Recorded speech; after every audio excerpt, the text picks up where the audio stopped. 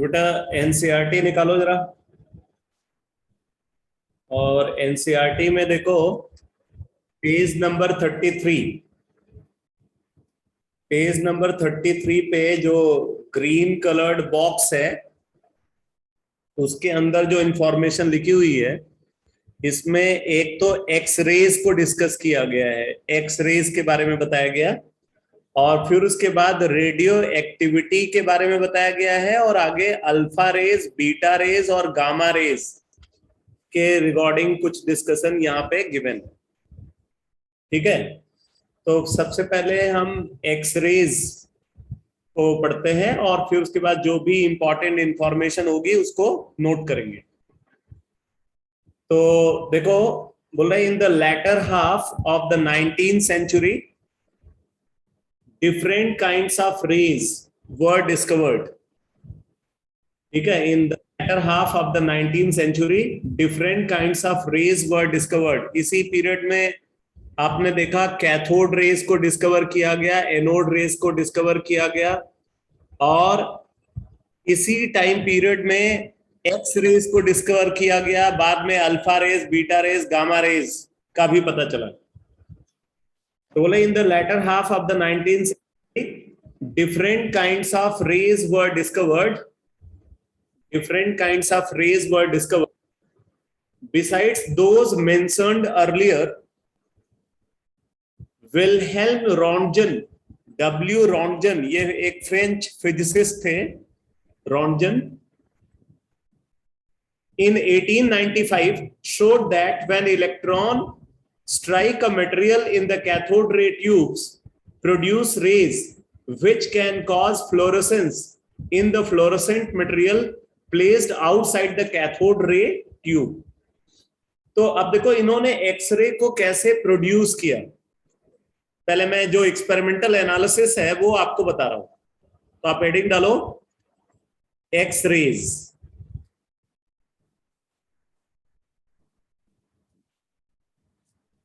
X raise, अब इसमें आप नोट करो प्रोडक्शन। ठीक है, एक्स रेज को कैसे प्रोड्यूस करते हैं, इसका प्रोडक्शन मेथड।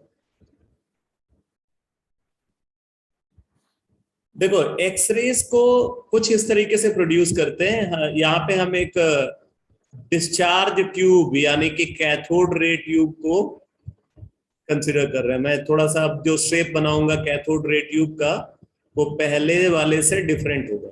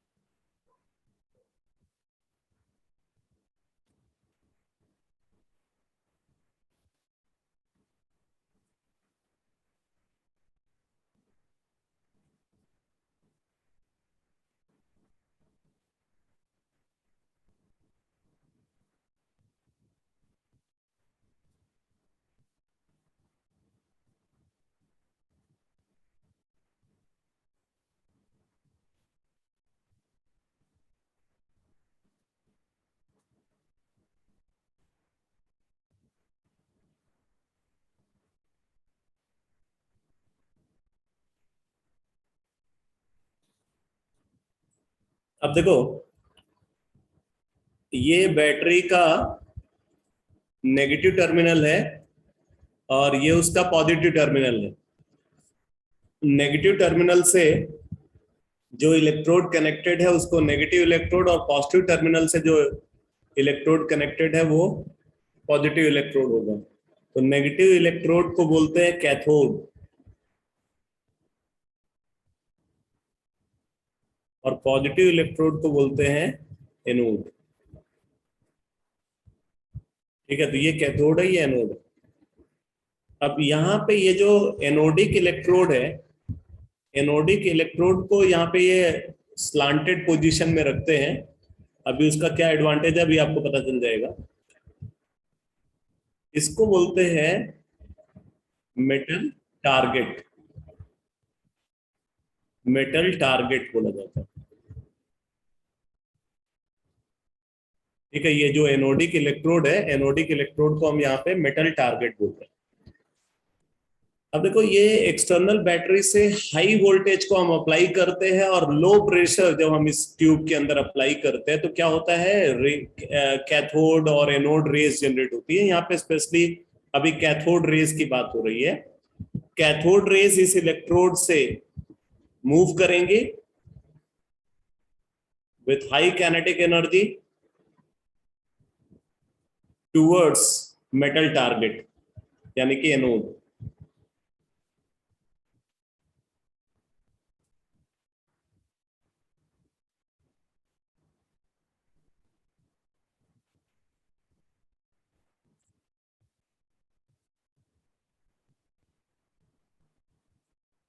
इसका कैथोड का शेप ऐसा होता है जिससे कि यहाँ पे जो कैथोड रेज प्रोड्यूस हो रही हैं वो कन्वर्जिंग रेज के फॉर्म में आगे प्रोपेगेट करें। आप देखो, ये रेज कन्वर्ज कर रही हैं। ये कैथोड का शेप के बेसिस पे ऐसा होता है, ये कन्वर्ज करती है और कन्वर्ज करके जा करके ये मेटल टारगेट को हिट करती है। और जब ये अपने हाई काइनेटिक एनर्जी से मेटल टारगेट को हिट करती है तो उस प्रोसेस में यहां से एक पर्टिकुलर टाइप की रे प्रोड्यूस होती है। ठीक है, यहां से रे प्रोड्यूस होती है और फिर इसके आगे एक डिफ्रैक्टिंग यूनिट प्रेजेंट होती है। डिफ्रैक्टिंग यूनिट का मतलब आप जस्ट लाइक प्रिज्म समझ सकते हो, जैसे प्रिज्म होता है उसी तरीके से यहाँ पे प्रिज्म जैसी एक यूनिट प्रेजेंट होती है। वो यूनिट क्या करती है, इन एक्सरेज को इनकी एनर्जी के अकॉर्डिंग स्प्लिट कर देती है अलग अलग पार्ट में। जैसे आपने देखा कि प्रिज्म से अगर व्हाइट लाइट पास करती है तो प्रिज्म क्या करता है, प्रिज्म जो है उसको डिफरेंट कलर की लाइट में स्प्लिट कर देता है। उसी तरीके से यहां पे जो एक्सरे प्रोड्यूस हो रही है, इस एक्सरे को ये जो कि एक डिफ्रैक्टिंग यूनिट है, इसको डिफ्रैक्टिंग यूनिट बोलते हैं, ये इसको डिफ्रैक्टेड एक्सरेज में कन्वर्ट कर देता है। डिफ्रैक्टेड एक्सरेज में कन्वर्ट कर देता है। तो इस तरीके से एक्सरे का फॉर्मेशन होता है और इन एक्सरेज का अलग अलग क्लासिफिकेशन होता है। जैसे इनको बोलते हैं के अल्फा एक्सरे, के बीटा एक्सरे, के gamma X-ray. According to their energy जो है ये क्लासिफिकेशन होता है, के अल्फा, के बीटा, के गामा। ये सारी बात जो है आप आगे जब बोहर एटॉमिक मॉडल की एनालिसिस करोगे तब आपको और अच्छे से समझ में आएगा। तो ये है पूरा प्रोडक्शन मेथड कि एक्सरे को हम कैसे प्रोड्यूस करते हैं।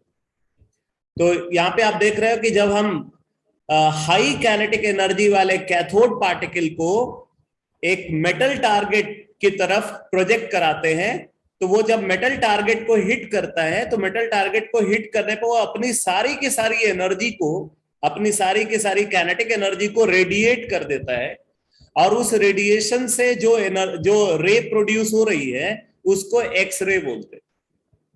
तो समझ में आया बेटा एक्सरे को कैसे प्रोड्यूस किया जाता है? Yes sir. सर दोबारा बता दो। यहाँ पे हम कैथोड रेज को कंसीडर कर रहे हैं, ठीक है। कैथोड रे को जब हम एक्सेलरेट करते हैं विथ हाई पोटेंशियल, तो कैथोड पार्टिकल को क्या मिलती है, हाई कैनेटिक एनर्जी मिलती है। उस कैनेटिक एनर्जी से जाकर के जब ये मेटल टारगेट को हिट करता है तो वो अपनी सारी एनर्जी को रेडिएट कर देता है, लूज कर देता है, और वो एनर्जी जो है एक्सरे के फॉर्म में कन्वर्ट हो जाती है। तो इस तरीके से एक्सरे का फॉर्मेशन होता है। मतलब एक तरीके से कैथोड पार्टिकल की कैनेटिक एनर्जी ही एक्सरे में कन्वर्ट होती है। क्लियर है बेटा? Yes sir. तो अब जरा देखना, यहां पे बोला है Wilhelm Röntgen in 1895 showed that when electrons strike a material in the cathode ray tube, produce rays which can cause fluorescence in the fluorescent material. Repeat करने के बाद। एनसीईआरटी पढ़ रहा हूं।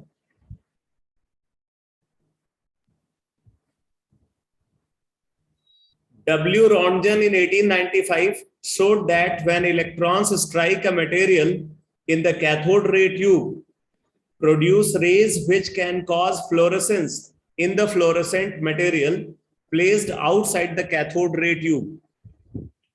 Since Röntgen did not know the nature of the radiation, Röntgen को ये तो पता चल गया कि कोई रे जनरेट हो रही है, लेकिन उसके नेचर का इनको पता नहीं था कि वो मटेरियल पार्टिकल से कॉन्स्टिट्यूटेड रे है या इलेक्ट्रोमैग्नेटिक रेडिएशन है, इसका इनको पता नहीं था।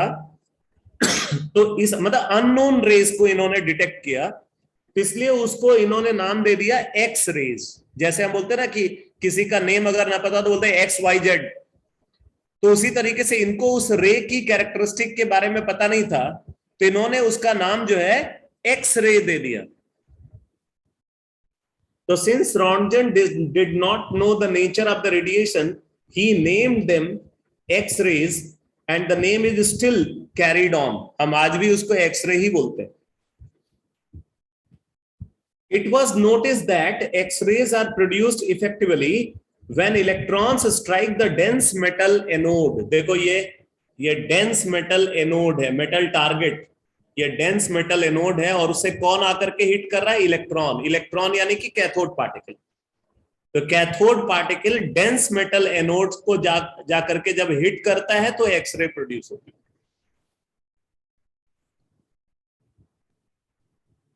It was noticed that X-rays are produced effectively when electrons strike the dense metal anode called targets. इनको मेटल टारगेट बोल रहे हैं। These are not deflected by the electric and magnetic field. इन रेज की क्या स्पेशलिटी होती है, ये इलेक्ट्रिक और मैग्नेटिक फील्ड में डिफ्लेक्ट नहीं होती। तो क्योंकि इलेक्ट्रिक और मैग्नेटिक फील्ड में कोई डिफ्लेक्शन नहीं हो रहा है, इसका मतलब हम ये बोल सकते हैं कि ये चार्ज्ड पार्टिकल से कॉन्स्टिट्यूटेड नहीं है। जैसे कैथोड और एनोड रेज को अगर कंसीडर करें तो चार्ज पार्टिकल से कॉन्स्टिट्यूटेड होती हैं। अगर एक्सरे को कंसीडर करें तो ये किसी चार्ज पार्टिकल से कॉन्स्टिट्यूटेड रेज नहीं है, इसीलिए इलेक्ट्रिक और मैग्नेटिक फील्ड में डिफ्लेक्ट नहीं होती। These are not deflected by the electric and magnetic fields and have a very high penetrating power. इनकी penetrating power बहुत ज्यादा होती है through the matter, and that is the reason that these rays are used to study the interior of the objects. आपको पता है कि जब फ्रैक्चर हो जाता है तो एक्सरे निकालते हैं, ठीक है, उस पार्ट का एक्सरे निकालते हैं जिससे हमें पता चलता है कि वहां पे बोन्स में किसी टाइप का कोई मतलब जो है वो डिसलोकेशन है, कोई प्रॉब्लम है या नहीं, वो एक्सरे से हमें पता चलता है।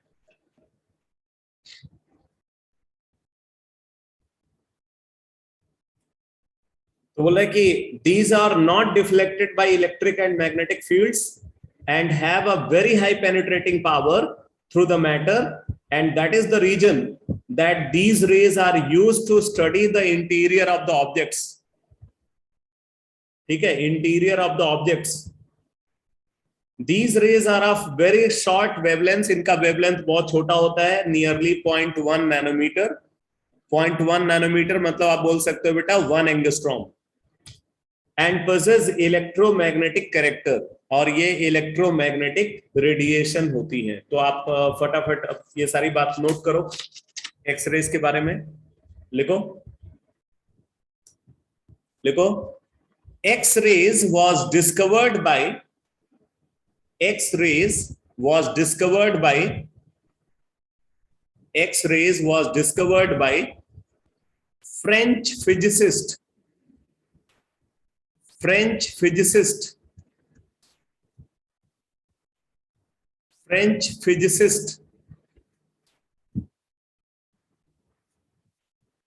French physicist W. Röntgen W. Röntgen in 1895. In 1895. अगर लिखो he observed that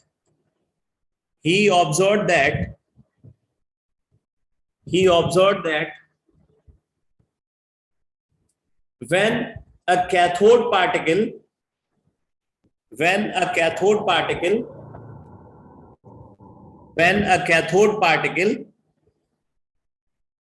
produced in cathode ray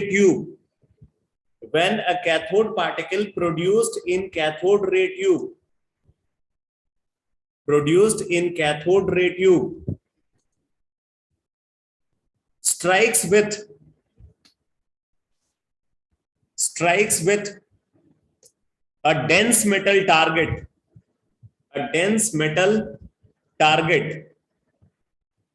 bracket में लिख लेना, that is anode. Dense metal target, that is anode. Then the ray produced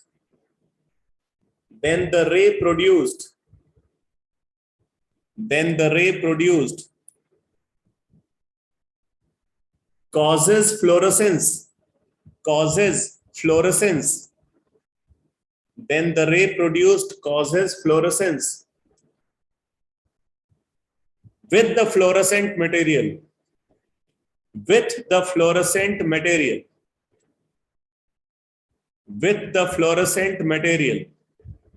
जैसे जिंक सल्फाइड जो है वो एक फ्लोरोसेंट मटेरियल होता है जिसको ये रदरफोर्ड स्कैटरिंग एक्सपेरिमेंट में यूज किया गया था.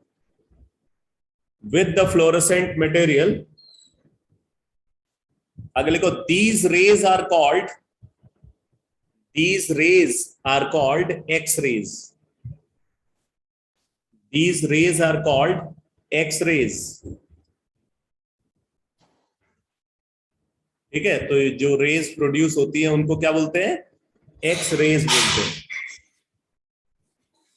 अब आप नोट करो characteristic of X-rays. Characteristic of X-rays.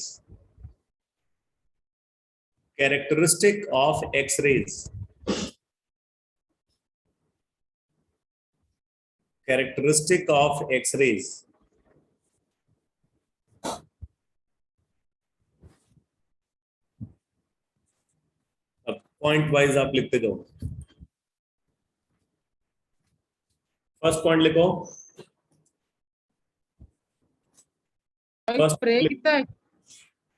क्या बोल रहे हो बेटा?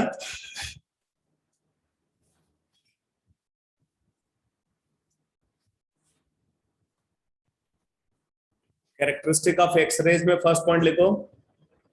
These rays are not deflected. These rays are not deflected by electric and magnetic field. These rays are not deflected by electric and magnetic field.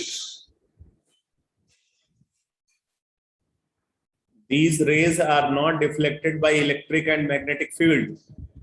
It means they are uncharged. It means they are uncharged. इनके ऊपर कोई charge नहीं है, ये हम conclude कर सकते हैं.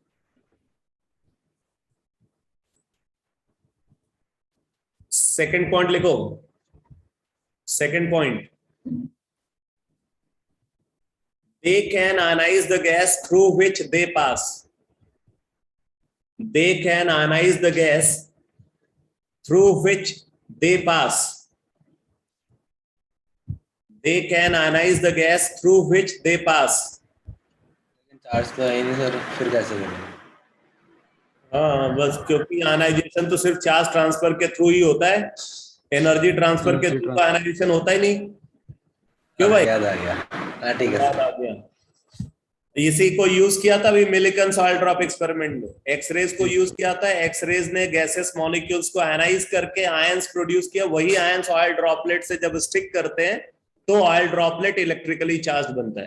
मेरा सेंटेंस फिर से रिपीट करना है। जब एक्सरेज को, अच्छा ये सेंटेंस की बात करो, हाँ लिख लो। They can ionize the gas through which they pass.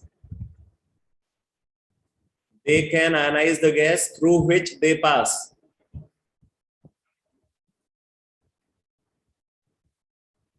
Next point लिखो।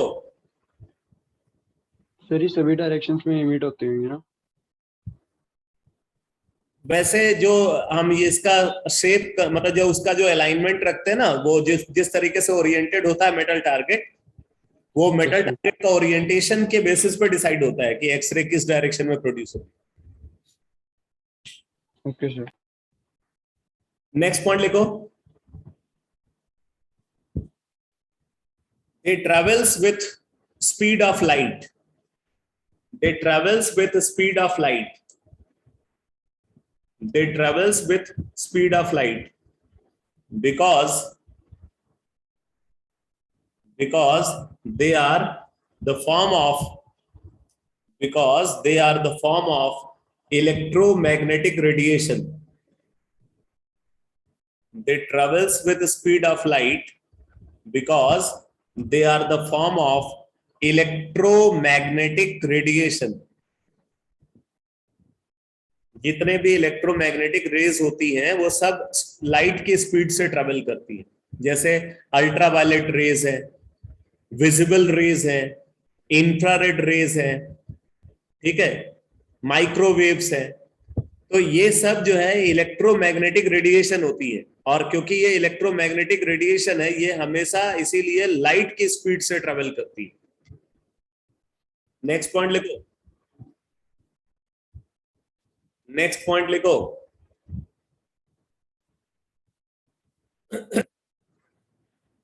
The wavelength of X-ray,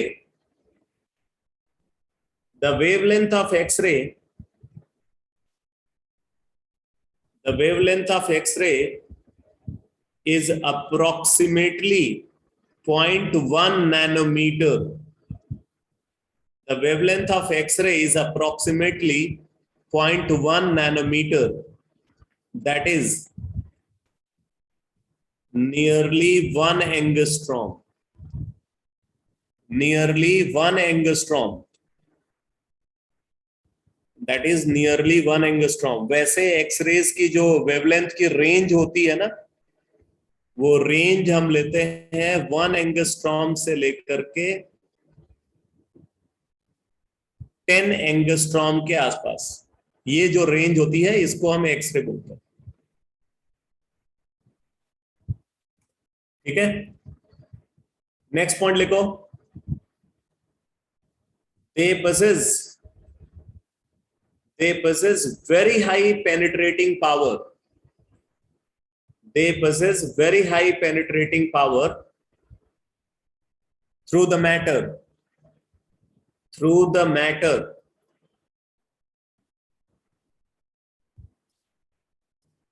Due to which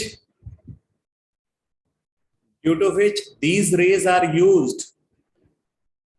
Due to which these rays are used. Due to which these rays are used to study the interior of the objects, to study the interior of the objects, to study the interior of the objects,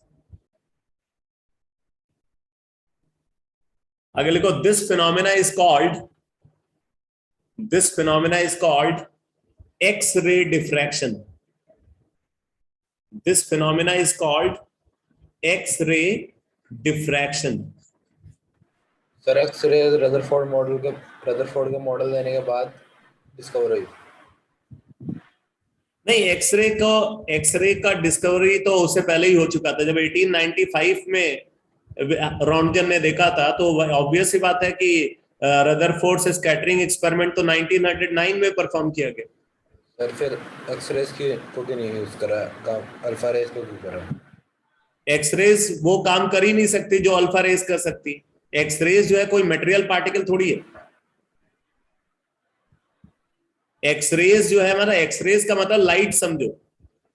light का अपना कुछ मास होता है क्या? हमें वहां पे material particle से कॉन्स्टिट्यूटेड रेज की जरूरत थी जिसको मोमेंटम दिया जा सके। तो एक्सरेज जो है कोई मैटर तो है नहीं। इसी वजह से तो ये इलेक्ट्रिक फील्ड और मैग्नेटिक फील्ड में जो है डिफ्लेक्ट नहीं हो रहा है। ठीक है एक्सक्यूज मी सर, हाँ बोलो। सर एक बार फिफ्थ पॉइंट रिपीट कर दो।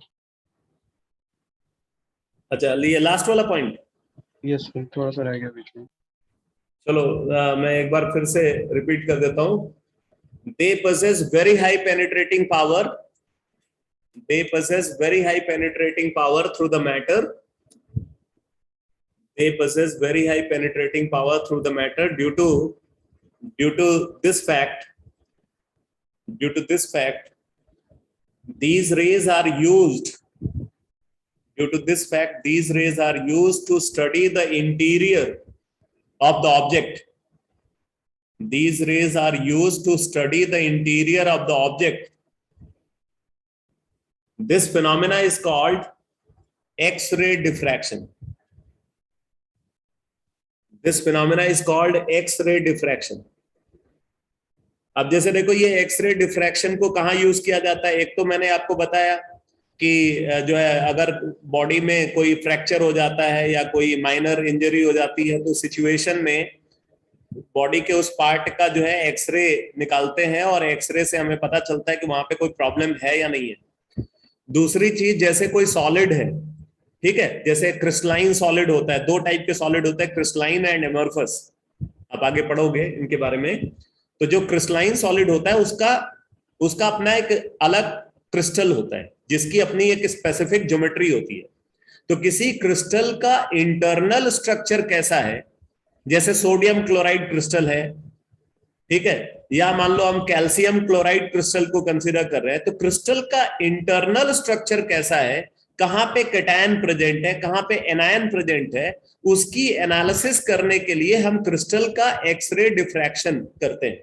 तो उससे हमें इंटरनल स्ट्रक्चर का पता चलता है। ठीक है, तो ये एक बड़ा ही इंपॉर्टेंट फिनोमेना है सॉलिड्स की एनालिसिस के पॉइंट ऑफ व्यू से। तो ये है एक्सरे की एनालिसिस। तो ये सारे पॉइंट्स क्लियर हो गए बेटा? Yes sir. Yes sir. Yes sir. अब आप देखो, आगे डिस्कस किया गया है रेडियो एक्टिविटी को, और रेडियो एक्टिविटी के मीन टाइम जो रेज जनरेट होती हैं उनको डिस्कस किया गया है। तो देखो, बोल रहा है कि Henry Becquerel 1852 to 1908 observed that there are certain elements. Henry Becquerel observed that there are certain elements which emit radiation on their own, जो अपने आप से रेडिएशन इमिट करते हैं। Henri Becquerel 1852 to 1908 observed that there are certain elements which emit radiation on their own and named this phenomena as radioactivity. And named this phenomena as radioactivity. तो उन्होंने ये observe किया कि कुछ ऐसे एलिमेंट्स हैं जो अपने आप से रेडिएशन इमिट करते हैं। मतलब उनको रेडिएशन इमिट कराने के लिए हमें अपने बाहर से कुछ नहीं करना, वो रेडिएशन खुद से इमिट करते हैं। ठीक है, और इस फिनोमिना को उन्होंने नाम दिया radioactivity, and the elements known as radio active element. जिन एलिमेंट्स के अंदर वो अपने आप से रेडिएशन इमिट करने की टेंडेंसी होती है, उनको बेकुरेल ने क्या नाम दिया? Radio active elements. This field was developed by Marie Curie, Pierre Curie, Rutherford and Frederick Soddy. ये वो साइंटिस्ट थे जिन्होंने रेडियो एक्टिविटी की फील्ड में काम किया। ठीक है, बेकुरेल का कंट्रीब्यूशन सिर्फ इतना है कि उन्होंने सबसे पहले इस फिनोमेना को ऑब्जर्व किया था। बाकी रेडियो एक्टिविटी फील्ड में डिटेल में सबसे ज्यादा जिनका कंट्रीब्यूशन माना जाता है वो क्यूरी फैमिली का कंट्रीब्यूशन माना जाता है, जिसमें आप देख रहे हो Marie Curie and Pierre Curie. ये इन दोनों का बहुत बड़ा कंट्रीब्यूशन है रेडियो एक्टिविटी की फील्ड में। और यहां पे मैं आपको बता दूं कि बेकुरेल जो है, बेकुरेल ने जब इस फिनोमेना को ऑब्जर्व किया था तो उनको नहीं पता था कि ये रेडिएशंस कितने हार्मफुल हैं, और कई लंबे टाइम तक जो है वो रेडियो एक्टिव एलिमेंट्स के साथ उनका एक्सपोजर हुआ। इसी वजह से बेकुरेल की डेथ बहुत कम एज में हो गई। अगर आप देखो बेकुरेल की एज कितनी थी जब डेथ हुई इनकी, 56 इयर्स की डेथ एज में इनकी डेथ हो गई। और उसी तरीके से मैरी क्यूरी और पियरे क्यूरी, इन दोनों की भी डेथ जो है रेडियो एक्टिविटी फील्ड में काम करते हुए, बिकॉज ये लगातार हार्मफुल रेडिएशन के साथ इनका एक्सपोजर हो रहा था। जैसे आपको पता है गामा रेडिएशंस बहुत ही हार्मफुल होती हैं। ये गामा रेडिएशंस कैंसरस सेल को बर्न कराने के लिए इनको यूज किया जाता है। रेडियोथेरेपी जो कैंसर के ट्रीटमेंट में परफॉर्म की जाती है, उस रेडियोथेरेपी में गामा रेज को यूज किया जाता है। ठीक है, लेकिन ये रेज इतनी हार्मफुल होती है कि वो कैंसरस सेल्स को तो बर्न करती ही है, साथ के साथ वो नॉर्मल सेल को भी बर्न करती है। इससे क्या होता है, जिसकी बॉडी में जो है इन रेडिएशंस का लंबे टाइम तक एक्सपोजर हो रहा है, उसके अंदर कैंसर मतलब जो नॉर्मल सेल्स हैं वो भी डेड होने लगती है। इससे उसकी इम्यूनिटी डिक्रीज हो जाती है। इम्यूनिटी कम होने की वजह से क्या होता है, उस पर कोई भी डिजीज आसानी से अटैक करती है और उसकी वजह से उसकी डेथ हो जाती है। ठीक है, इनफैक्ट ये कैंसर का एक कॉज भी होता है। तो इस वजह से ये बहुत ही हार्मफुल रेडिएशन है। और इन रेडिएशंस के साथ क्योंकि एक्सपोजर हुआ क्यूरी मतलब मैरी क्यूरी और उनके हस्बैंड पियरे क्यूरी का, इस वजह से दोनों की डेथ बहुत कम एज में हो गई थी। बट इनका कंट्रीब्यूशन रेडियो एक्टिविटी फील्ड में बहुत बड़ा है, क्योंकि इन्होंने रेडियो एक्टिव एलिमेंट्स हैं उनके बारे में बहुत सारी इंफॉर्मेशन दी। इनफैक्ट जो रेडियो एक्टिविटी फिनोमेना जब ऑब्जर्व होता है उसमें जो रेडिएशन इमिट होती है, उन रेडिएशंस के बारे में बहुत सारी इंफॉर्मेशन दी। इसलिए क्यूरी फैमिली का सबसे बड़ा कंट्रीब्यूशन रेडियो एक्टिविटी फील्ड में माना जाता है। आप +2 में न्यूक्लियर केमिस्ट्री चैप्टर पढ़ोगे तो वहां पे रेडियो एक्टिविटी पे बेस्ड न्यूमेरिकल्स पूछे जाते हैं। ठीक है, तो जब किसी भी रेडियो एक्टिव एलिमेंट का डिसइंटीग्रेशन होता है, मतलब वो एलिमेंट जब अपने आप से टूटता है तो उस प्रोसेस में रेडिएशन इमिट होती है। तो किसी भी रेडियो एक्टिव एलिमेंट के डिसइंटीग्रेट करने का रेट क्या है, उस रेट को डिफाइन करने के लिए कुछ यूनिट्स को हम कंसीडर करते हैं। अब वो यूनिट्स जो हम डिफाइन करते हैं उसमें जैसे एक यूनिट होती है बेकुरेल, BQ से रिप्रेजेंट करते हैं। एक यूनिट होती है वहां पे जो डिफाइन करते हैं वो है क्यूरी, CI से रिप्रेजेंट करते हैं। एक यूनिट है रदरफोर्ड, RF से रिप्रेजेंट करते हैं। ये रेडियो एक्टिविटी की यूनिट्स हैं, और ये यूनिट्स कुछ इस तरीके से डिफाइंड है कि जिसका रेडियो एक्टिविटी में जितना बड़ा कंट्रीब्यूशन है उसके नाम पे उतनी बड़ी यूनिट डिफाइंड है। ठीक है, बेकुरेल का कंट्रीब्यूशन सिर्फ इतना है कि उन्होंने इस फिनोमेना को सबसे पहले ऑब्जर्व किया, बाकी कोई डिटेल्ड एनालिसिस बेकुरेल ने नहीं की। वजह से रेडियो एक्टिविटी की जो सबसे छोटी यूनिट डिफाइंड है वो बेकुरेल है। ठीक है, यहां पे मैं आपको बता दूं कि जो रेडियो एक्टिविटी है उसकी जो SI यूनिट हम कंसीडर करते हैं वो होती है disintegration per second. Disintegration per second, DPS, ये सबसे छोटी यूनिट है रेडियो एक्टिविटी की। इसका फुल फॉर्म है डिसइंटीग्रेशन पर सेकेंड, और कई बार इसको सीपीएस भी बोलते हैं, काउंट पर सेकेंड। ठीक है, डीपीएस और सीपीएस, डिसइंटीग्रेशन पर सेकेंड और काउंट पर सेकेंड, ये एसआई यूनिट होती है रेडियो एक्टिविटी। ठीक है, और ये 3 कॉमन यूनिट्स हैं। तो मैं आपको बताता हूं, ए 1 बेकुरेल अगर हम कंसीडर करें तो 1 becquerel is equal to 1 DPS होता है। 1 becquerel is equal to 1 disintegration per second, and 1 rutherford is equal to 10 to the power 6 disintegration per second. 1 Rutherford is equal to 10 to the power 6 disintegration per second, and 1 Curie is equal to 3.7 into 10 to the power 10 disintegration per second. अब आप देख सकते हो सबसे बड़ी unit यहां पे कौन सी है? क्यूरी। उससे छोटी यूनिट रदरफोर्ड, सबसे यूनिट बेकुरेल। और आप देख रहे हो यही जो है इनका कंट्रीब्यूशन भी है इसी के अकॉर्डिंग। सबसे बड़ा कंट्रीब्यूशन रेडियो एक्टिविटी का है, क्यूरी फैमिली का है, तो सबसे बड़ी यूनिट इनके नाम पे। फिर रदरफोर्ड का है, उससे छोटी यूनिट, और सबसे छोटा कंट्रीब्यूशन बेकुरेल का है, तो सबसे छोटी यूनिट डिफाइन है। समझ में आ रहा है बेटा? Yes sir. Yes, sir. Yes, Yes, sir. Yes, sir.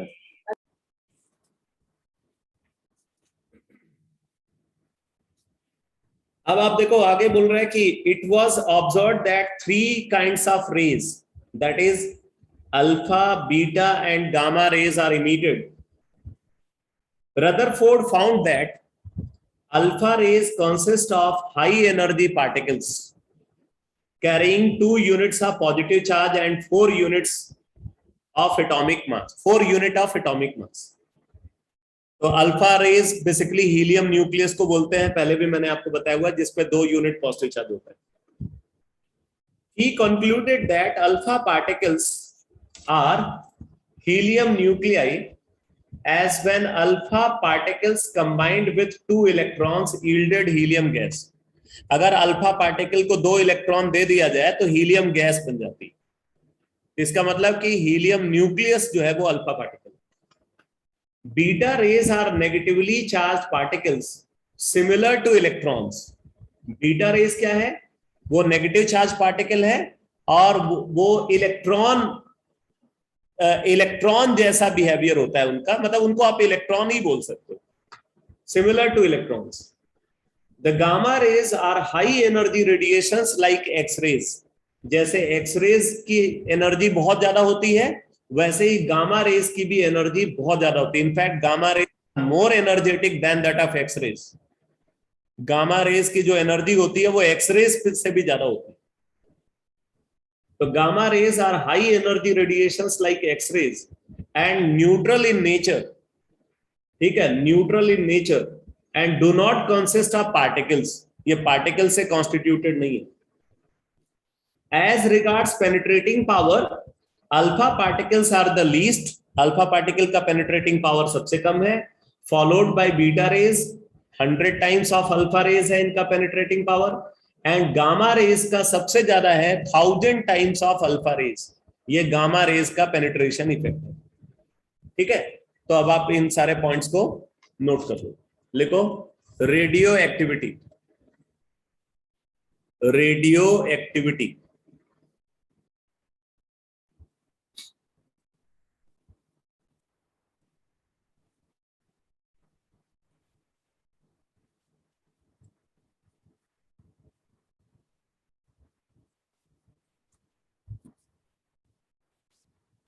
Radio activity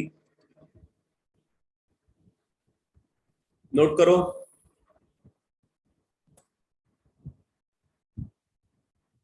लिखो द स्पॉन्टेनियस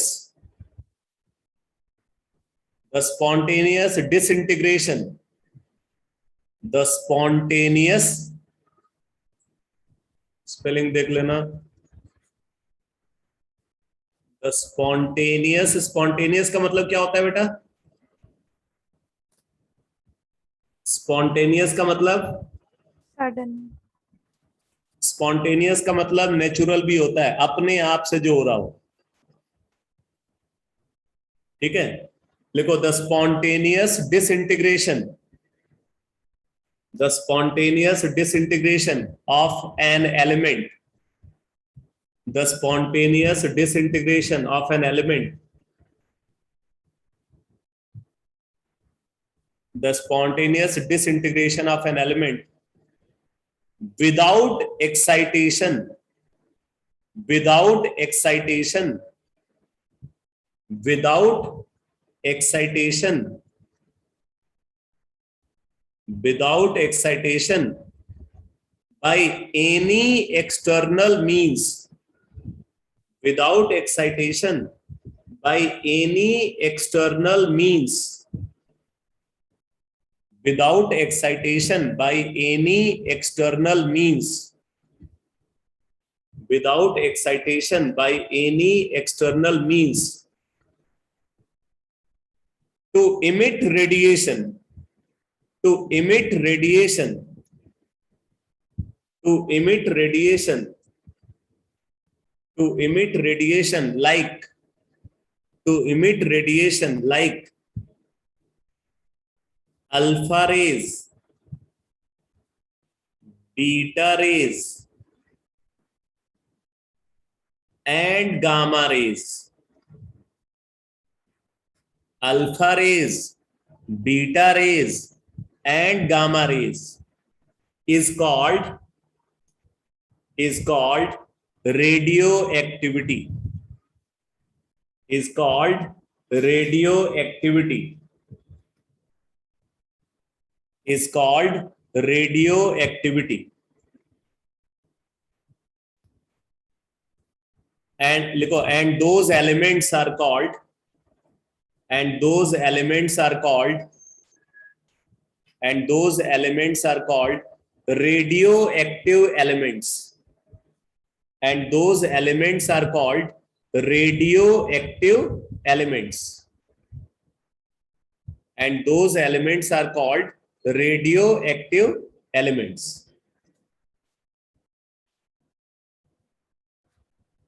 ठीक है, आगे लिखो, लिखो the phenomena of radioactivity, the phenomena of radioactivity, the phenomena of radioactivity was first observed by, the phenomena of radioactivity was first observed by Henry Becquerel, Henry Becquerel. The phenomena of radioactivity was first observed by Henry Becquerel. यहाँ पे RAL है, REL नहीं। ठीक है, तो Henry Becquerel ने इस phenomena को सबसे पहले ऑब्जर्व किया। और ये फिनोमेना है क्या? बोल रहे हैं कि ऐसे एलिमेंट्स जो अपने आप से डिसइंटीग्रेट होते हैं। डिसइंटीग्रेट, इंटीग्रेट का मतलब क्या होता है? इंटीग्रेशन, इंटीग्रेशन मतलब होता है जोड़ना। ठीक है, इंटीग्रेशन मतलब एडिशन भी बोल सकते हो। ठीक है, तो इंटीग्रेशन का मतलब होता है जोड़ना, तो डिसइंटीग्रेशन का मतलब क्या? तोड़ना। तो ऐसे एलिमेंट्स जो अपने आप से टूटते हैं, उनको तोड़ने के लिए हमें कुछ बाहर से नहीं करना है। Without excitation by any external means. External means मतलब कोई एक्सटर्नल सपोर्ट नहीं, पता चला आप उनके ऊपर एक हैमर उठा के पटक रहे तो वो टूट जा रहे हैं, तो ये एक्सटर्नल मींस की हेल्प से ब्रेकिंग हो गई। तो यहां पे बोल रहे हैं कि कुछ ऐसे एलिमेंट्स होते हैं जो अपने आप से टूटते हैं, उनको ब्रेक करने के लिए हमें किसी एक्सटर्नल एजेंसी की हेल्प नहीं लेनी होती। और टूट करके वो क्या करते हैं, जब वो ब्रेक होते हैं तो उस प्रोसेस में वो अल्फा रेज, बीटा रेज और गामा रेज को प्रोड्यूस करते हैं। ठीक है, जब वो ब्रेक होते हैं तो ब्रेक होकर के वो क्या प्रोड्यूस करते हैं? Alpha rays, beta rays, gamma rays को प्रोड्यूस करते हैं। तो इसी फिनोमिना को रेडियो एक्टिविटी बोलते हैं और जो एलिमेंट ऐसा करते हैं उन एलिमेंट्स को क्या बोला जाता है? रेडियो एक्टिव एलिमेंट बोला जाता है। बोलो ये सारी बात समझ में आ गई बेटा? Yes, sir. Yes, sir. Yes, sir. Yes, sir. ठीक है। अब देखो बात आती है कि जो रेडियो एक्टिविटी है, रेडियो एक्टिविटी जो रेडियो एक्टिव एलिमेंट्स होते हैं, किनको आप रेडियो एक्टिव एलिमेंट बोलोगे? ये आप कैसे पता करोगे कि एक एलिमेंट रेडियो एक्टिव है या नहीं? तो मैं आपको कुछ इंपॉर्टेंट पॉइंट्स बता रहा हूं, नोट में लिखना इसको, नोट में इन पॉइंट्स को लिखो। लिखो लिखो फर्स्ट पॉइंट नोट में,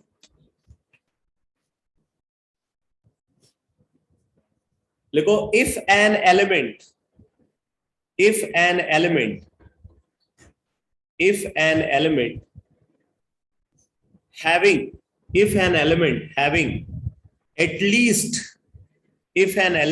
having at least one stable isotope, if an element having at least one stable isotope,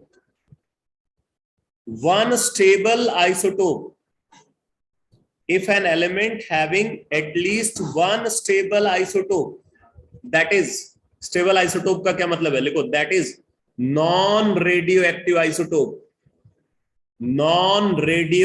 isotope, if an element having at least one stable isotope, that is non-radioactive isotope, then it is called stable element. Then it is called stable element. Then it is called stable element. Then it is called stable element. That is non-radioactive element. That is non-radioactive element.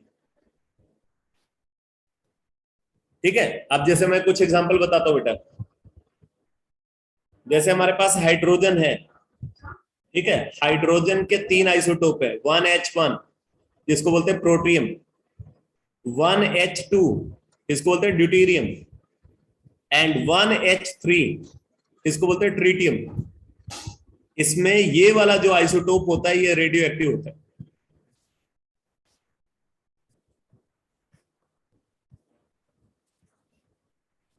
बाकी जो isotope है वो stable है, ये दोनों stable है, ये radio active है। तो क्या हाइड्रोजन रेडियो एक्टिव एलिमेंट होगा? No, sir. Yes, sir. आयु क्या बोल रहा है भाई? अरे क्या ये रेडियो एक्टिव आइसोटोप, ये रेडियो एक्टिव एलिमेंट होगा हाइड्रोजन? No. No, नहीं, sir. क्योंकि 2 स्टेबल आइसोटोप हैं। मैंने बोला एक भी स्टेबल आइसोटोप अगर किसी एलिमेंट का एग्जिस्ट करता है तो वो स्टेबल एलिमेंट होगा, नॉन रेडियो एक्टिव एलिमेंट होगा। ठीक है। अब जैसे देखो मैं कंसीडर कर रहा हूं कार्बन को, कार्बन का एक आइसोटोप है 6 कार्बन 12, कार्बन का दूसरा आइसोटोप है 6 कार्बन 13 और कार्बन का तीसरा आइसोटोप है 6 कार्बन 14। इसमें ये वाला जो आइसोटोप होता है ये रेडियो एक्टिव होता है। तो कार्बन कैसा एलिमेंट होना चाहिए बताओ? Non-radioactive. Non-radioactive. Non radio active stable element है। ठीक है।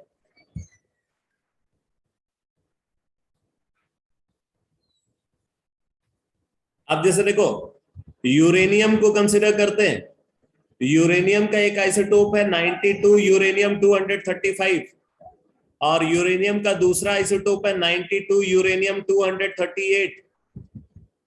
ठीक है, ये भी रेडियो एक्टिव है।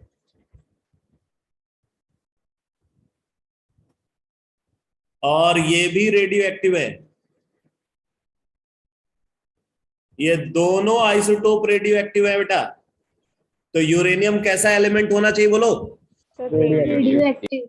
रेडियो एक्टिव एलिमेंट होना चाहिए। सर बोलो। सर कार्बन का कार्बन 14 सर वो रेडियो एक्टिव एलिमेंट है sir. Carbon 14 radio active isotope है। Yes sir. कार्बन 12 जो है वो स्टेबल आइसोटोप है, कार्बन 13 स्टेबल आइसोटोप होता है। तो मैंने बोला कि अगर किसी एलिमेंट का एक भी आइसोटोप अगर स्टेबल फॉर्म में एग्जिस्ट करता है तो वो स्टेबल एलिमेंट बोला जाएगा। Okay sir. ठीक है, आप देखो जितने भी नेचुरली अकरिंग है, जितने भी एलिमेंट्स है, नेचुरली अकरिंग छोड़ो, जितने भी एलिमेंट्स नेचर में ऑब्जर्व होते हैं उनमें से हर वो एलिमेंट जिसका एटॉमिक नंबर 83 से ग्रेटर है वो रेडियो एक्टिव एलिमेंट। लिख लो इस बात को, लिखो all elements with atomic number greater than 83, all elements with atomic number greater than 83, all elements with atomic number greater than 83 are radioactive element,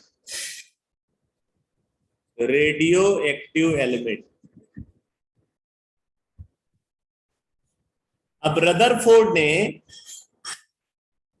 scattering experiment में जिस एलिमेंट को कंसीडर किया था वो एलिमेंट क्या था? पोलोनियम। ठीक है, पीएम नहीं है बेटा, पीएम प्रोमीथियम है।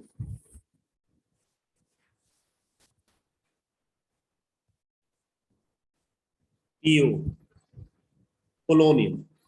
ठीक है, तो रदरफोर्ड ने स्कैटरिंग एक्सपेरिमेंट में पोलोनियम को कंसीडर किया था। पोलोनियम का एटॉमिक नंबर 84 है।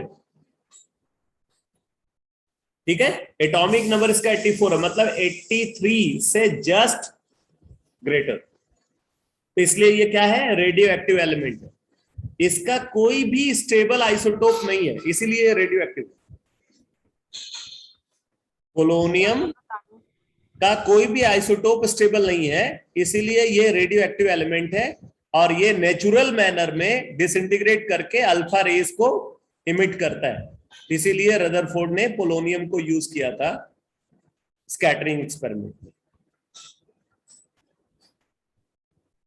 ठीक है, तो ग्रेटर देन 83 वाले जितने भी एलिमेंट्स हैं, एटॉमिक नंबर ग्रेटर देन 83 वाले जितने भी एलिमेंट्स हैं सब रेडियो एक्टिव है। इसके अलावा एटॉमिक नंबर 61 प्रोमीथियम। ये होता है प्रोमीथियम। प्रोमीथियम इसका एटॉमिक नंबर 61 है। ये भी एक रेडियो एक्टिव एलिमेंट है। ये अकेला रेडियो एक्टिव एलिमेंट है having atomic number less than 83। Less than 83 वाले केसेस में ये एक अकेला रेडियो एक्टिव एलिमेंट। 83 से ग्रेटर वाले सारे एलिमेंट रेडियो।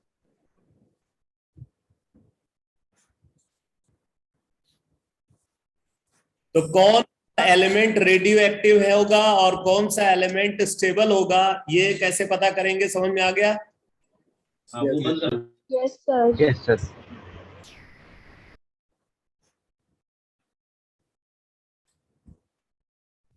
अब बात आती है कि जब रेडियो एक्टिविटी फिनोमेना ऑब्जर्व होता है तो 3 अलग अलग टाइप की रेज प्रोड्यूस होती हैं। अब जरा देखो कैसे पता चला कि 3 अलग अलग टाइप की रेज प्रोड्यूस होती हैं। देखो, जैसे हम अगर एक लेड वेसल को कंसिडर कर रहे हैं,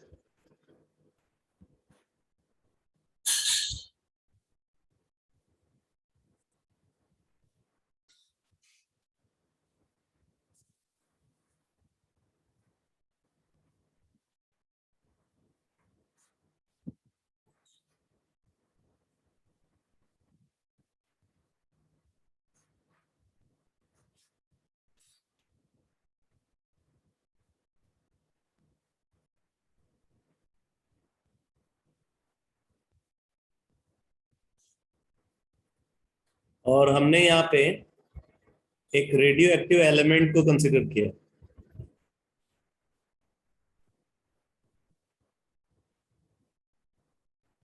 एक रेडियो एक्टिव एलिमेंट को हमने यहाँ पे कंसिडर किया। क्या होता है? ये रेडियो एक्टिव एलिमेंट डिसइंटीग्रेट करता है और डिसइंटीग्रेशन के थ्रू ये रेज प्रोड्यूस करता है।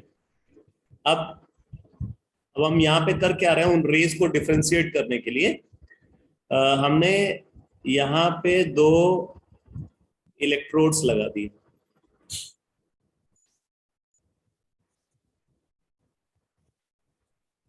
ठीक है, मान लो ये पॉजिटिव इलेक्ट्रोड है और ये नेगेटिव इलेक्ट्रोड है, मतलब 2 इलेक्ट्रिकली चार्ज प्लेट को हमने कंसिडर किया। ऑब्वियसली एक्सटर्नल बैटरी से कनेक्ट करके इन पे चार्ज प्रोड्यूस होता है। तो क्या होता है कि जो यहां से रेज प्रोड्यूस होती है उनमें से कुछ रेज ऐसी हैं जो अनडेविएटेड पाथ को फॉलो करती है, सीधे आगे निकल जाती है बिना किसी डेविएशन के। तो जो रेज बिना किसी डेविएशन के आगे प्रोसीड करती हैं उनको क्या नाम दिया गया, गामा रेज। और ये क्लासिफिकेशन किसने किया, रदरफोर्ड ने। जो अनडेविएटेड पाथ को फॉलो करती हैं उन रेज को रदरफोर्ड ने क्या नाम दिया, गामा रेज। ठीक है, कुछ रेज ऐसी हैं जो डिफ्लेक्ट होती हैं टुवर्ड्स पॉजिटिव प्लेट। ठीक है, पॉजिटिव प्लेट की तरफ डिफ्लेक्ट होती है। और कुछ रेज ऐसी हैं जो डिफ्लेक्ट होती हैं टुवर्ड्स नेगेटिव प्लेट।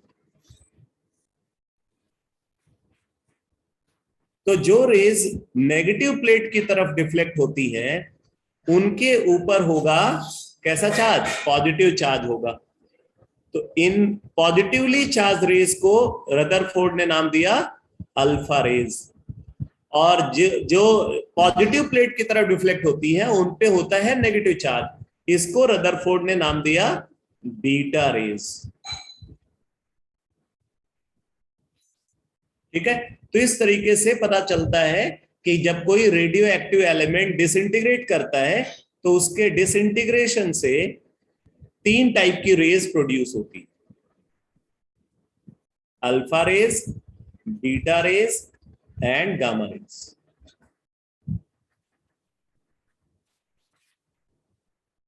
ये समझ में आ गया बेटा? Yes sir. Yes sir. Yes, sir. ये डायग्राम बना लेना।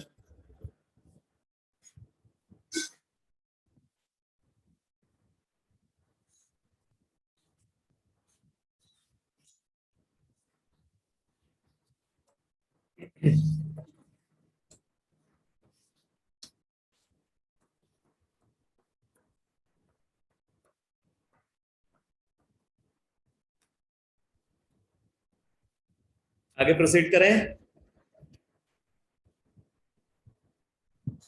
एक मिनट।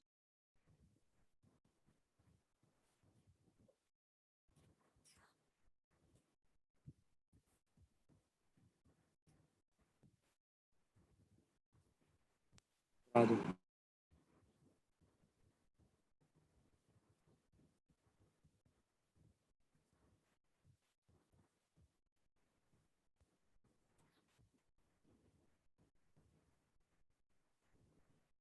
देखो, कैरेक्टरिस्टिक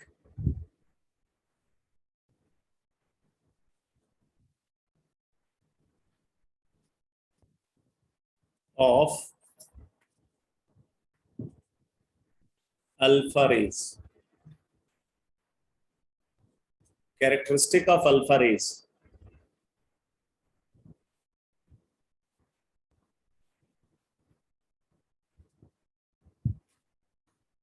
लिखो,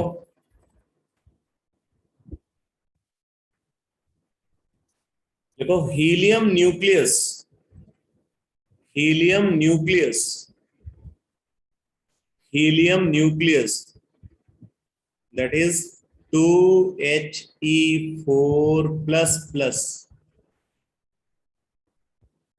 is called alpha rays, is called alpha rays, is called alpha rays।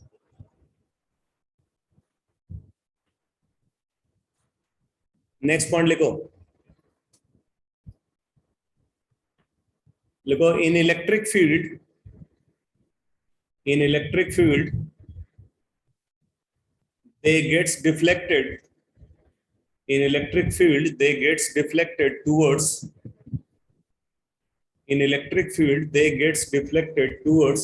negative charge plate. In electric field they gets deflected towards negative charge plate. It means they are positively charged. It means they are positively charged.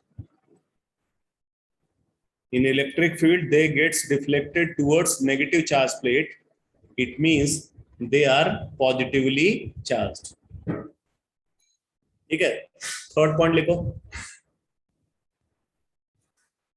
लिखो. They can ionize the gas. Through which they pass.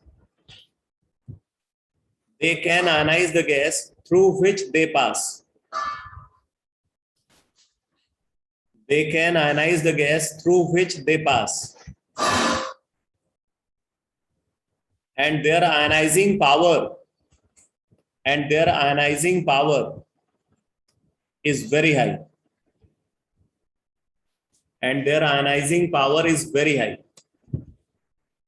क्यों ionizing power ज्यादा है?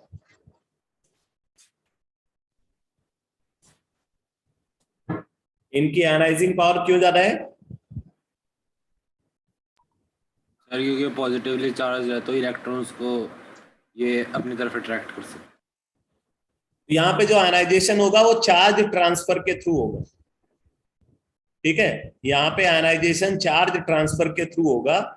तो charge transfer के through जो ionization होता है वो बहुत इफेक्टिव होता है और इन पे अमाउंट ऑफ चार्ज भी ज्यादा है, इस वजह से इनका ionising power high. Next point लिखो. They can produce X-rays. They can produce X-rays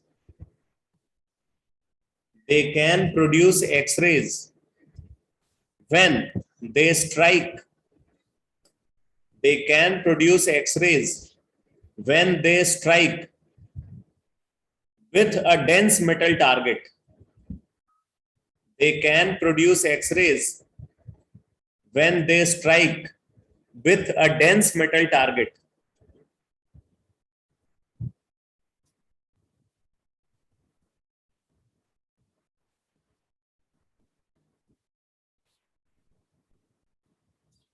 Next point लिखो. Their velocity is much less. Their velocity is much less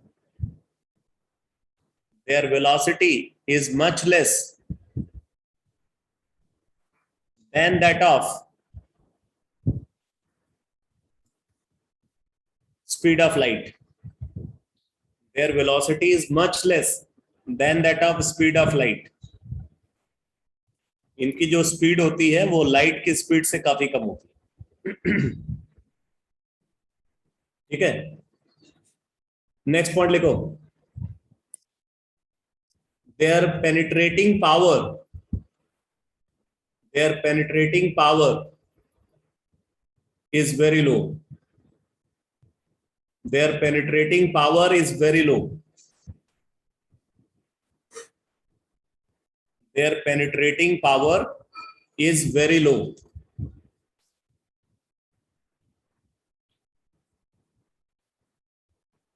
Next point लिखो. Next point, because they can produce fluorescence. They can produce fluorescence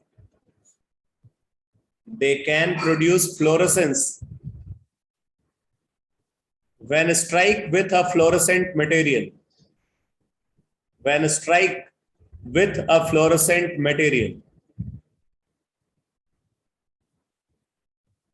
They can produce fluorescence when strike with a fluorescent material.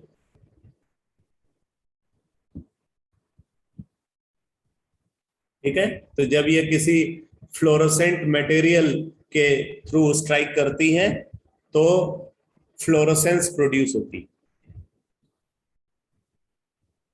एक और important बात मैं आपको बता दूं कि natural manner में अल्फा पार्टिकल, अल्फा रेज को वही एलिमेंट प्रोड्यूस कर सकता है जो हैवी हो, जिसका एटॉमिक मास ज्यादा हो। जो हैवी एलिमेंट है वही नेचुरल मैनर में अल्फा पार्टिकल को इमिट कर सकता है। यानी कि वो सारे एलिमेंट जिनका एटॉमिक नंबर ग्रेटर देन 83 है, वो सब नेचुरल अल्फा इमीटर होते हैं। इस बात को भी नोट कर लो। देखो, all elements with atomic number greater than 83, all elements with atomic number greater than 83,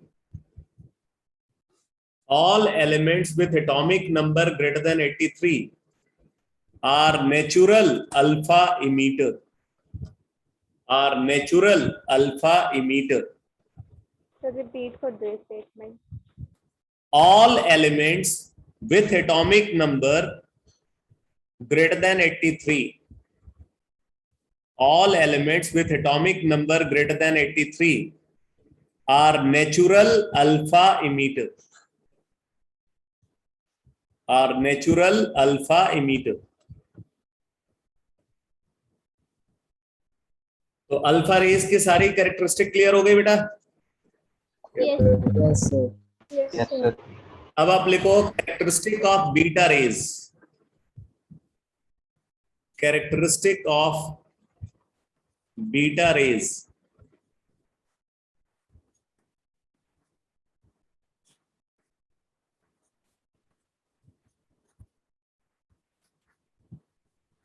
characteristic of beta race,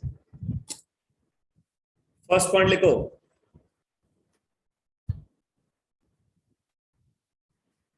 लिखो they are negatively charge particle, they are negatively charged particle, they are negatively charged particle, they are negatively charged particle because they gets deflected, because they gets deflected, they are negatively charged particle because they gets deflected towards positively charged plate. They are negatively charged particle because they gets deflected towards positive charged plate in electric field. In electric field.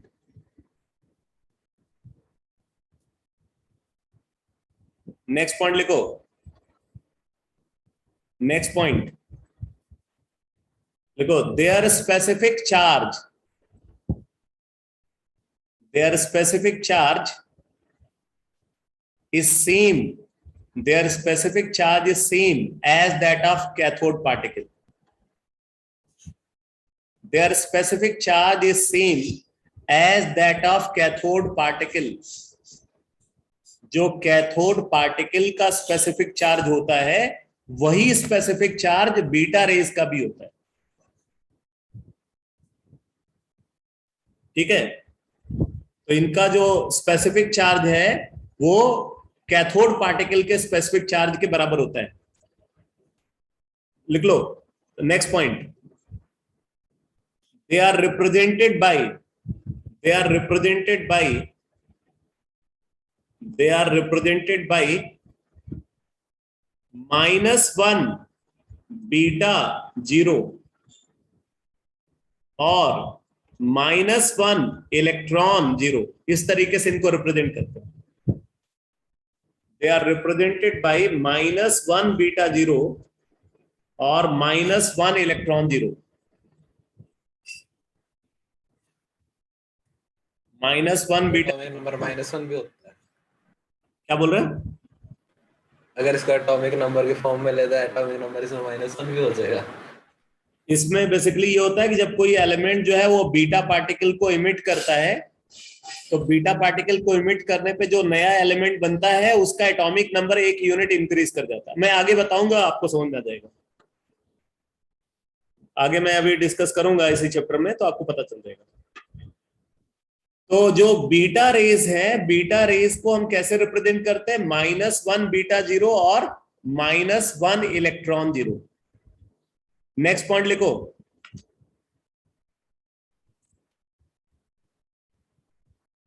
their speed is greater than that of alpha particle. Their speed is greater than that of alpha particle. Their speed is greater than alpha particle, but less than speed of light. But less than speed of light. ठीक है, तो इनकी जो speed होती है वो alpha particle से ज्यादा होती है, क्योंकि ये इनका मास अल्फा पार्टिकल के कंपेयर में कम होता है, इसलिए इनकी वेलोसिटी ज्यादा होती है। जनरल बेसिस पे बात कर रहे हैं, बट जो स्पीड होती है इनकी वो स्पीड ऑफ लाइट से कम होती है। नेक्स्ट पॉइंट लिखो, they can produce X-rays. They can produce X-rays. They can produce X-rays when strike with a dense metal target. When strike with a dense metal target. Sir repeat करने वाला part starting. They can produce X-rays. They can produce X-rays when strike with a dense metal target.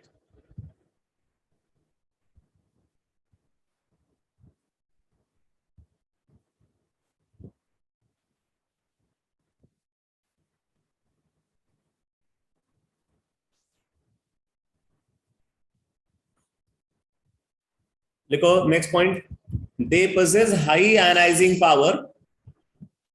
They possess high ionizing power. They possess high ionizing power.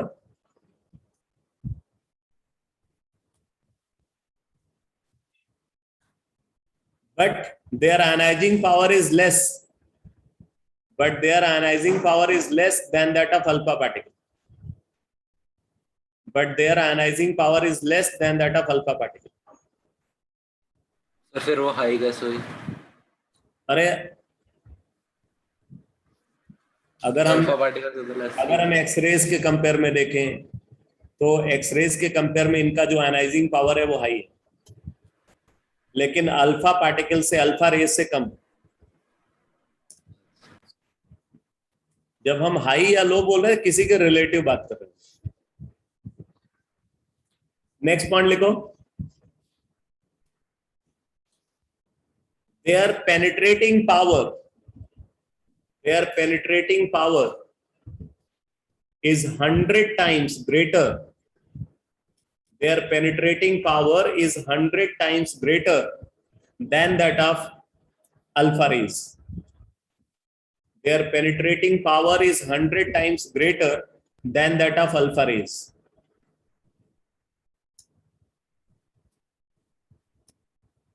Their penetrating power is 100 times greater than that of alpha rays. ठीक है, next point लिखो, they can produce fluorescence. They can produce fluorescence when strike with a fluorescent material. They can produce fluorescence when strike with a fluorescent material. When strike with a फ्लोरोसेंट्स की spelling बताना। किसकी spelling? Fluorescence की। Yes sir. अच्छा, मतलब इसके बाद इससे पहले जितनी बार फ्लोरोसेंस बोला है हर बार तूने गलत ही स्पेलिंग लिखी होगी। नहीं पता नहीं ना, सही भी हो सकता।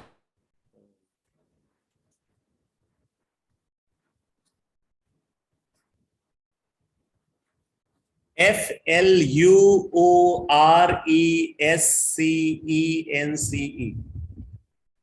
मैंने बीच के एस और सी में से एक ही लिखा। अच्छा, चल ठीक है। They can produce fluorescence when strike with a fluorescent material. ठीक है, तो ये सारी कैरेक्टरिस्टिक है बीटा रेज की। अब आप लिखो characteristic of gamma raise. Sir हाँ बोलो। सर जो जो बीटा पार्टिकल को रिप्रेजेंट करते हैं सर हम बीटा रेस को, सर इसके अंदर ये वाला एग्जांपल आ सकता है ना, जैसे तो जब तुम्हारी आवाज बहुत दब करके आ रही बेटा, आप फिर से सर बोलो। सर ये जो हम बीटा रेस को रिप्रेजेंट करते हैं उसके अंदर सर ये वाला एग्जांपल आ सकता है ना, जैसे C14 6 चेंज हो रहा है नाइट्रोजन 14 7 में, उससे एक बीटा पार्टिकल निकल रहा हाँ है। हाँ एकदम एकदम सही है, मतलब तुझे थोड़ा एक्स्ट्रा ज्ञान लिया हुआ है इसका मतलब। नहीं आपने लिखवाया था सर पहले किसी चैप्टर में, अच्छा मैंने लिखवाया हुआ है इसको। ट्रांसम्यूटेशन में लिखवाया हुआ है। हाँ ठीक ठीक ठीक ठीक, हाँ याद आया। जैसे 6 कार्बन 14 है, तो 6 कार्बन 14 जो है ये 7 नाइट्रोजन 14 में कन्वर्ट हो जाता है बाय इमिटिंग बीटा पार्टिकल। ये अब इसमें देख सकते हो ये रिएक्शन बैलेंस्ड है। कैसे बैलेंस्ड है? दोनों साइड में एटॉमिक नंबर का सम बराबर है और दोनों साइड में मास नंबर का सम बराबर है। देखो 7 प्लस -1 तो 6 हो गया, इधर देखो 6, और 14 प्लस 0 14। तो इस तरीके से ये एक बैलेंस्ड न्यूक्लियर चेंज बोला जाएगा, ये न्यूक्लियर चेंज है।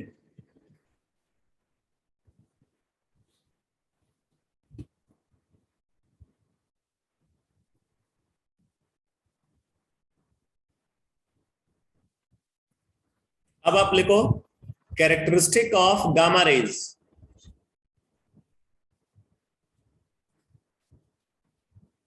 Characteristic of gamma rays. Characteristic of gamma rays. First point लिखो, देखो gamma rays, gamma rays are highly energetic, gamma rays are highly energetic electromagnetic radiation. Gamma rays are highly energetic electromagnetic radiation, just like X-rays. Gamma rays are highly energetic electromagnetic radiation, just like X-rays. Just like X-rays. Next point लिखो, next point लिखो, they are more energetic, they are more energetic than that of X-rays. इनकी जो energy होती है वो X-rays से ज्यादा होती है। They are more energetic than that of X-rays.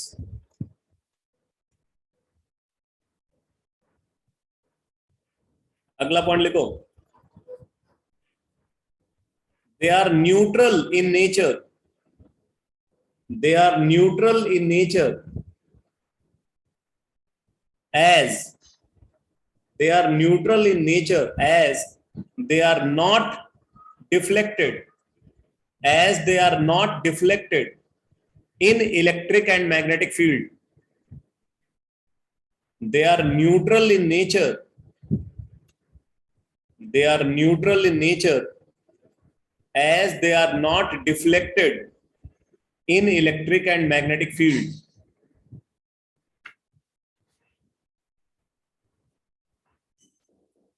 ठीक है, नेक्स्ट पॉइंट लिखो,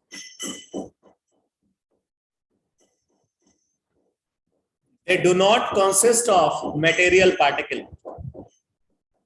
they do not consist of material particle, they do not consist of material particle.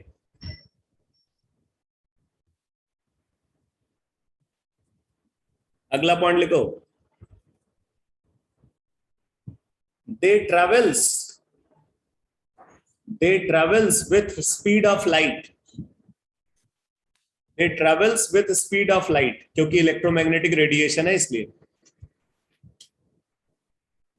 they travels with speed of light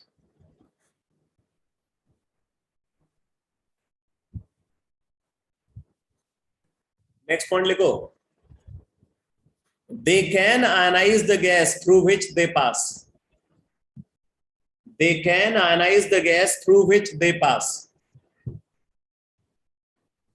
They can ionize the gas through which they pass. They can ionize the gas through which they pass. अब बताओ X-rays के compare में इनकी ionising power कम होगी या ज्यादा होगी? Sir कम होगी। ज्यादा होगी, ज्यादा होगी। because Energy. more energetic than that of X-rays. ठीक है, तो इस बात को नोट कर लो। Their ionizing power is greater than that of X-rays. Their ionizing power is greater than that of X-rays. Sir और कैथोड और एनोड रेज के कंपेयर कम हो। हाँ कम हो, क्योंकि कैथोड और एनोड रेज के केस में जो आयनाइजेशन होता है वो चार्ज ट्रांसफर के थ्रू होता है, और यहाँ पे आयनाइजेशन एनर्जी ट्रांसफर के थ्रू होता है। ठीक है, नेक्स्ट पॉइंट लिखो, नेक्स्ट पॉइंट लिखो, their penetrating power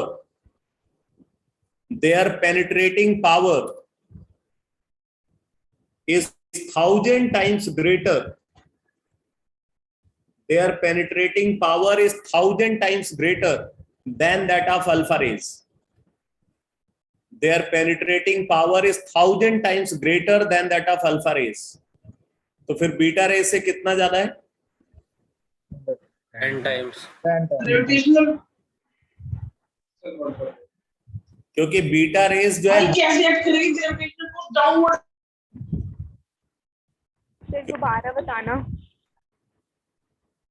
मैं देखो बता रहा हूं, क्योंकि अगर हम बीटा रेज को कंसीडर करें तो बीटा रेज का जो पेनिट्रेटिंग पावर होता है वो अल्फा रेज से 100 टाइम्स होता है, और गामा रेज का पेनिट्रेटिंग पावर अल्फा रेज का 1000 टाइम्स होता है।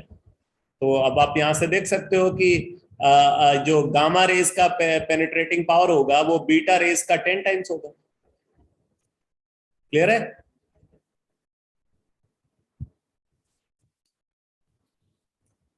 तो ये कैरेक्टरिस्टिक हो गई गामा रेज की। अब मैं ये कुछ प्रॉपर्टीज का कंपैरिजन आपको बता रहा हूं, फटाफट आप इसको नोट कर लो। सर लास्ट पॉइंट रिपीट कर दो एक बार। लास्ट पॉइंट क्या था भाई, बोलो जरा। Penetrating power. हाँ चलो केशव बोलो। Their penetrating power is 1000 times greater than that of X-rays, alpha rays. Alpha rays.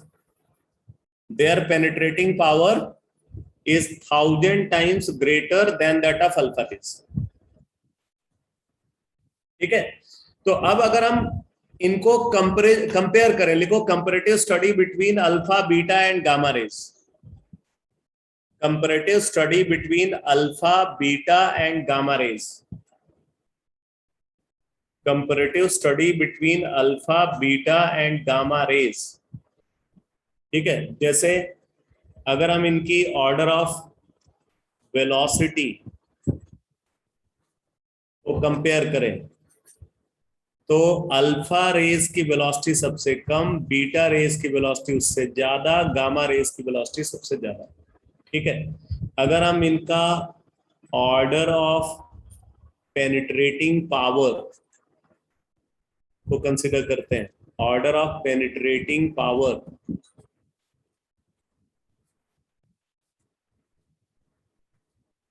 तो अल्फा रेज का सबसे कम, बीटा रेज का उससे ज्यादा, गामा रेज का सबसे ज्यादा। ठीक है, अगर हम इनका आयनाइजिंग पावर को कंपेयर करते हैं, ऑर्डर ऑफ आयनाइजिंग पावर,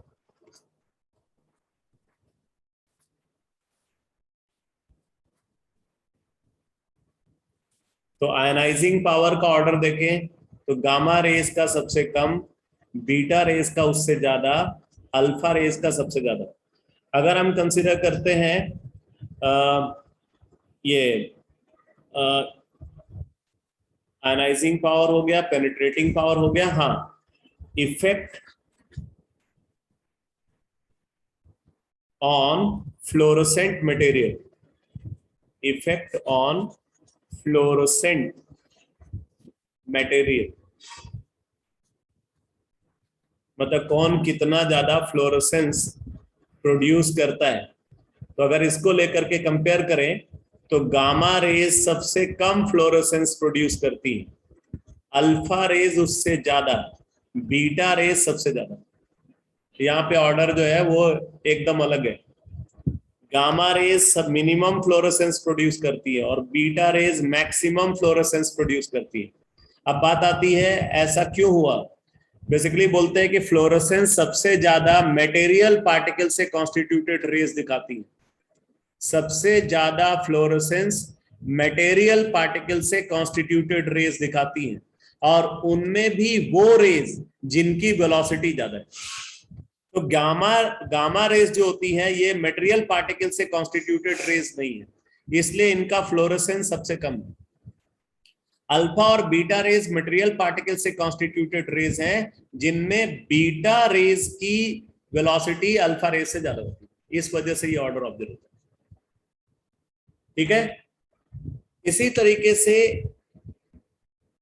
अगर हम कंसीडर करें, हाँ बस ठीक है, यही पॉइंट्स हैं जिन पे बेस क्वेश्चन पूछा जाता है कि इनकी वेलोसिटी का ऑर्डर, इनका पेनिट्रेटिंग पावर का ऑर्डर, आयनाइजिंग पावर का ऑर्डर और फ्लोरोसेंट मटेरियल पे इनका इफेक्ट, इसको कंपेयर करने के लिए बोला जाता है।